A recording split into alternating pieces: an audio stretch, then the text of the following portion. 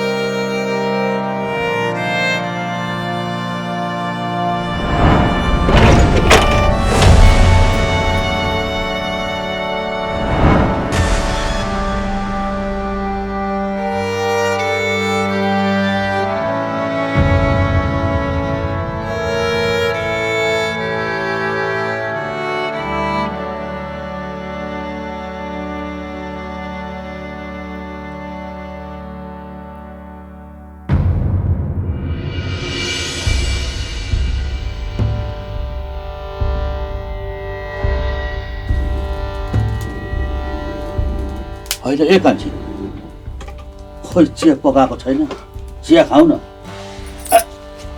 आमा यहाँ आफूलाई पिरोले रातभरि निद्रा लागेको छैन, मिलाएर मारियो भनेर। आमा पनि किन त्यसै पिर मार्नु भएको के? हजुरले देख्नु भएन हामीले बचाउन हिजो को आउनु भएको थियो? छोरी त अझै सानी छेस, तैँले केही पनि बुझेकी छैनस्। तैँले अझ धेरै कुरा बुझ्नु बाँकी छ, बुझिस्? बुढा बरु यो गाउँ छोडेर अर्को गाउँमा जाउँ। कमसेकम हाम्रो छोरीको कुरा यो समाजले त भन्दैन। नयाँ ठाउँ, नयाँ गाउँ, केही समयपछि त घोलमेल भइहालिन्छ नि, होइन र? होइन, तँलाई म कसरी सम्झाउँ कान्छी? यत्रो पिता पुर्खादेखि हारिएको सम्पत्ति यत्रो यहाँ छँदा छँदै आकाको गाउँमा गएर पनि 2-4 दिन पो थाहा हुन्न त। त्यसपछि त थाहा भइहाल्छ नि, होइन र? होइन, कस्तो कुरा गर्नुभएको के तपाईँले? ज्यानभन्दा पनि सम्पत्ति ठुलो हो त। छोरीको खुसीको लागि भए पनि त जानु पर्यो। हिँड्नुहोस् हौ, कमसेकम काजीहरूको पीडाबाट त छुटकारा पाइन्छ। जाउँ, कसैलाई पनि केही नभनिकन जाउँ। छोरीको घरबार पनि उतैबाट गरौँला। बाबा आमाको कुरा पनि ठिकै हो। यहाँ बस्यो भने रात दिन त्यो काजीको कचकच सुन्नुपर्छ। कमसेकम हामी यो गाउँ नै छोडेर गयौँ भने कसैले केही भन्ने बाटो त पाउँदैन। छोरी, तिमीहरूलाई के थाहा? बसाइ सरेर जानुको पीडा, बसाइ सरेर जानु र देश छोडेर जानु एकै हो। आफ्नो भएको छर छिमेकी, इष्टमित्र, दाजुभाइ सबै छोडेर जानुपर्छ। कसरी छोडेर जानु भन् त? के गर्नु बाबा, यो गाउँमा हाम्रो आफ्नो भन्ने को नै छ र? आफै भन्नुहोस् त, हामीलाई पर्दा कसले साथ दिएको छ यो गाउँमा? कमसेकम यो गाउँ छोडेर गयौँ भने हजुर आमा शान्तिसँग निदाउन त पाउनुहुन्छ। लौ लौ, अब म के भन्नु? भएको सरसामान पोको पारौ, जाउँ। बाबा कसैलाई पनि नभनी जाने। यदि हामीले कसैलाई भनेर गयौँ भने फेरि इन्टा खलक यस्तो उस्तो भन्दै हाम्रै बदनाम गर्न थाल्छन्। त्यसैले हामीले कसैलाई भन्नु हुँदैन बुवा। ल अब मैले के भनौँ त? बरु तलको त्यो गहिरोको बाटो हुँदै हुँदै हुँदै हुँदै जानुपर्छ। बरु हिँड, सामान प्याक गरौँ।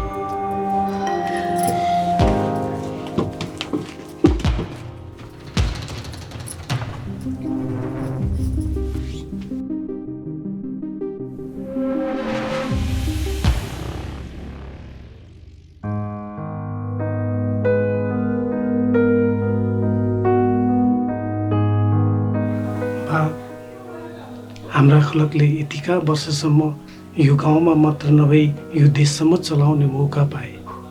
कहिले राजाको पद त कहिले मन्त्रीको पद, कहिले काजीको, कहिले नेताको, तर हजुरहरूको कहिल्यै नराम्रो सुनिएन।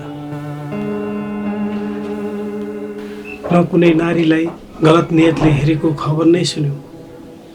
इतिहासमै नघटेको घटना किन आज हाम्रो जेठो दाइले यस्तो गर्नुभयो? यो देशमा कता कता सुन्दै आएको घटना आज हाम्रै परिवारमा घट्यो। अब मैले देशलाई दोष दिने कि तपाईँहरूको पालन पोषणलाई? बाबु त किन हत्तिन्छस्? पीर नगर। अब हामीले राजतन्त्र छाड्यौँ, किनभने तिमीहरूलाई गणतन्त्रमा सहज हुन्छ केही गर्न सक्छौ भनेर। तर खै हाम्रो देशलाई कसको आँखालाई रात दिन एकले अर्कालाई जिउँदै काट्ने मार्ने, कसैलाई देशप्रतिको माया छैन। सबैजना आफूलाई आफ्नो मान्छे मात्र बाँच्नुपर्छ भन्ने धारणा बोकेर हिँडेका छन्। अनि देशलाई कसले बचाउँछ?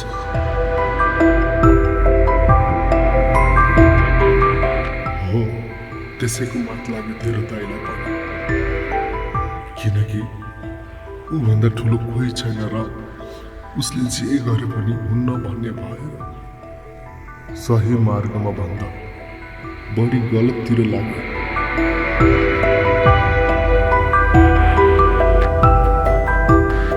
अब तैँले देशको र जनताको लागि केही गरेस्। हाम्रो पुर्खामा गल्तीको सजाय एउटै हो, मृत्यु।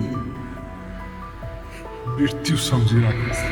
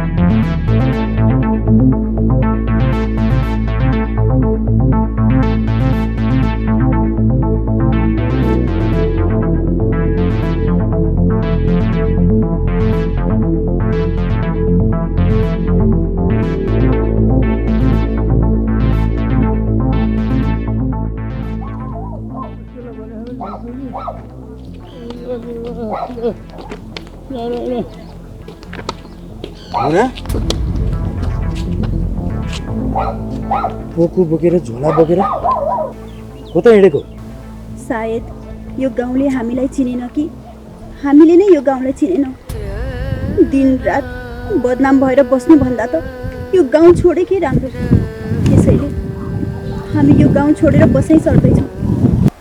वाह वाह वाह, तिमी जस्तो साहसी नारीले यस्तो वायात कुरा गर्न सुहाउँछ? एउटा कुरा मलाई भन त, तिमीलाई त्यो काजीले के गरेको थियो? तिमीले मेरो बारेमा चासो नगरेकै राम्रो।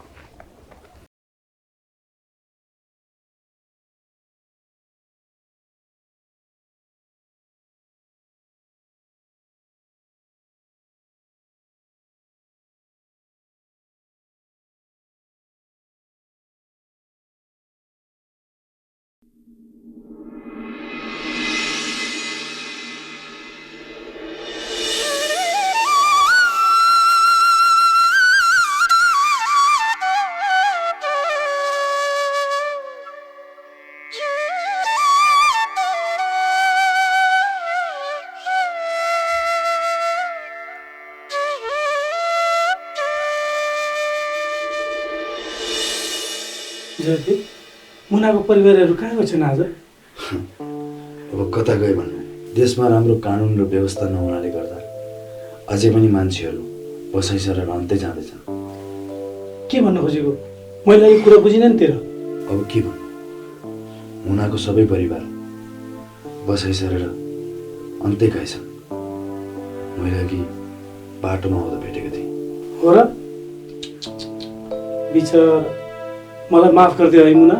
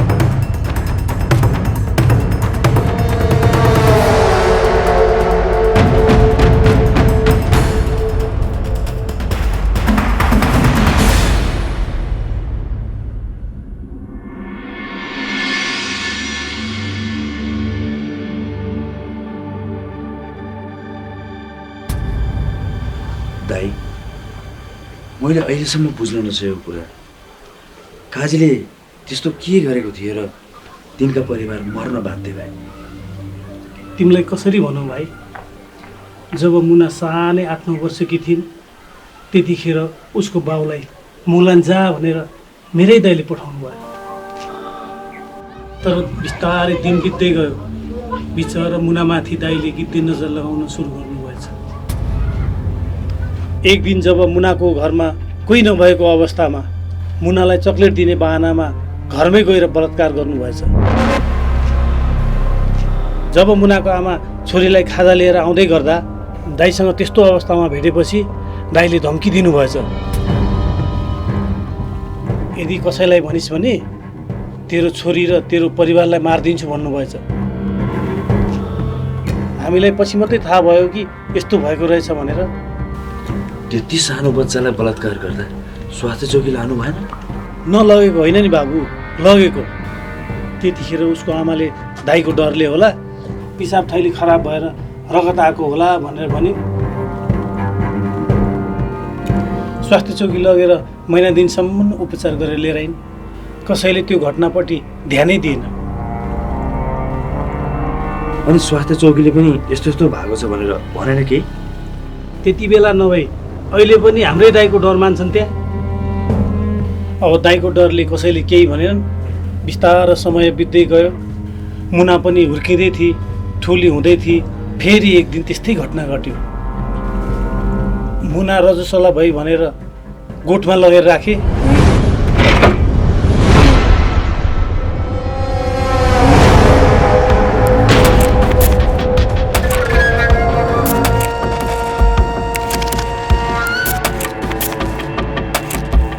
दाइ बारम्बार त्यही गोठमा जाँदा रहेछन्, मुनालाई जबरजस्ती गर्दा रहेछन्।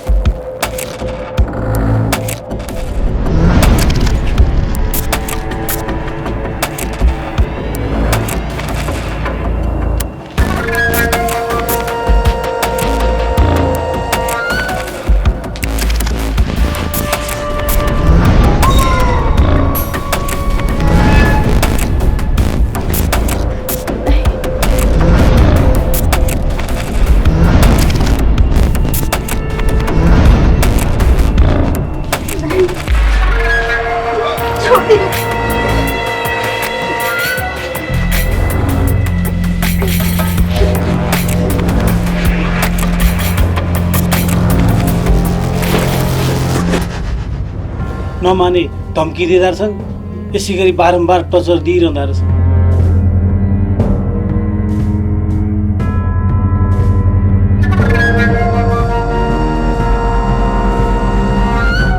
टर्चर दिएको कुरा पछि मात्रै थाहा भयो। गाउँमा गाईगुई हल्ला चल्न थालेपछि पछि मुनालाई पनि सोध्यौँ, तर केही कुराको अभावले त्यो बाटो रोजेको हो भन्थे।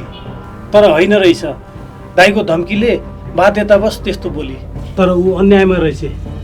न्याय दिन्छु भन्दा भन्दै उसको सबै परिवारले ज्यानै फाले।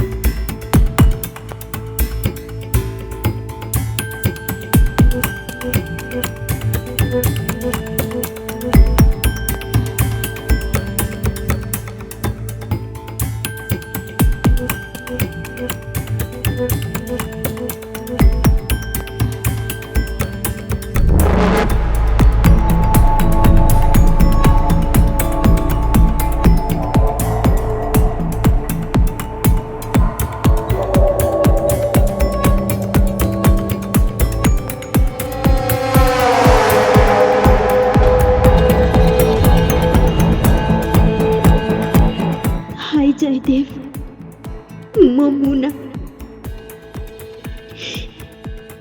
मलाई थाहा छैन हजुरको हातमा यो चिठी पर्छ कि पर्दैन। यदि हजुरको हातमा यो चिठी परिहाल्यो भने हजुरलाई धेरै धेरै धन्यवाद। गए राति गुण्डाहरूबाट हाम्रो परिवारलाई बचाउनु भएकोमा हाम्रो परिवार अचानक गाउँ छोडेर जानु परेकोमा काजीको ठुलो हात छ। न हामी काजीसँग लड्न सक्छौँ, न उसको विरुद्धमा आवाज उठाउन नै। बल्ल बल्ल एक दिन के चौरमा गाउँलेहरू भेला गराएको थिए, उल्टै हामी दोषी भयो। अब काजीको त गाउँदेखि सहरसम्म ठुला ठुला मान्छेहरू छन्। हामीले चाहेर पनि केही गर्न सक्दैन। म हजुरलाई यति भन्छु कि हालसम्म मैले काजीको जबरजस्तीमा शरीर सुम्पिनु पर्यो। हामी जस्तो गरिबलाई यो देशमा कुनै ठाउँ रहेछ। न बोल्न सक्ने, न त कानुनसँग लड्न। यस्तो जिन्दगी कति दिन बाँच्नु? यहाँ हुने खाने र ठुलो बडाको लागि मात्र रहेछ कानुन। हामी जस्तो गरिब यसै पनि मर्नु पर्ने रहेछ। ठुलो बडाको इच्छा पूरा गर्नु पर्ने रहेछ। न उमेर हेर्दा रहेछन्, न नारीको समस्या।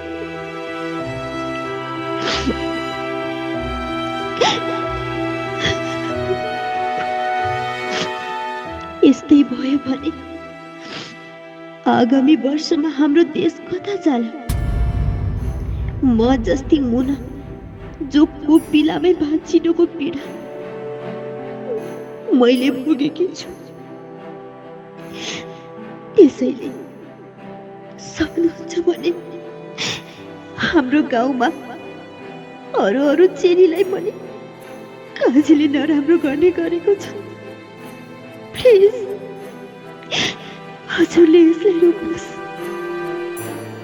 म अनि मेरो बाबा आमा मेरो कारणले धेरै अपमानित हुनुभयो। अबबाट कहिले अपमानित हुनु पर्दैन। बाबा आमा अनि मैले विष खाएका छौँ। थाहा छैन कता गएर मर्छौँ।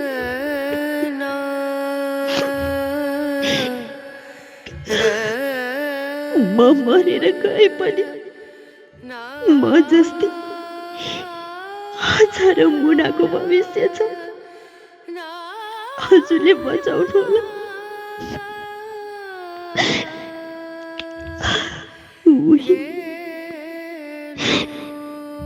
तपाईँकी 2 दिनकी साथी मुना।